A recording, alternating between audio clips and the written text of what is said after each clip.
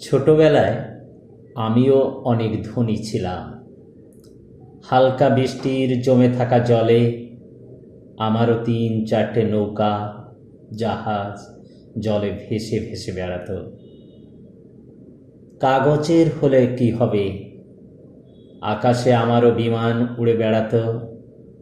ছোট খাটো দূরত্বগুলো কাগজের প্লেনেই যাত্রা করতাম। প্রাসাদ, অট্টালিকা আমিও বানিয়েছিলাম, হয়তো সেগুলো মাটি বা পাটকাঠি দিয়ে তৈরি ছিল, কিন্তু একেবারেই আমার ছিল। ব্যবসা আমারও ছিল, নারকেলের মালা দিয়ে দাড়িপালা বানিয়ে কাটায় কাটায় জিনিস কেনা বেচা করতাম। তখনও আমি বিজ্ঞানী ছিলাম।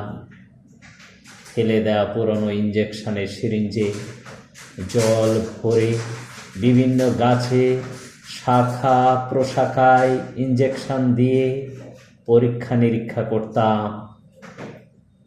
এখন আর কোথায় পাবো সেই বড়লোকি চাল?